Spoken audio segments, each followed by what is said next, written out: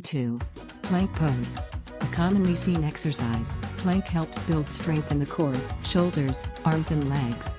Do it. Plank pose is good if you are looking to tone your abs and build strength in your upper body. Skip it. Avoid plank pose if you suffer from carpal tunnel syndrome. It can be hard on your wrists. You might also skip it or modify if you have low back pain. Modify. You can modify it by placing your knees on the floor. Be mindful, as you do a plank, imagine the back of your neck and spine lengthening. Plank poses. This common pose can build strength in the core, shoulders, arms and legs. Steps. 1. Begin in downward facing dog pose. 2. Inhale and shift forward until your body is in a straight line, shoulders stacked over your wrists and heels above the balls of the feet. 3. Exhale as you press down through your forearms and hands, gazing at the floor in front of you.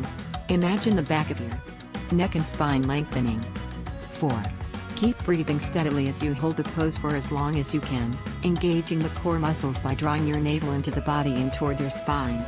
Keep your thighs lifted and your hips high, but don't let your rear stick up too high.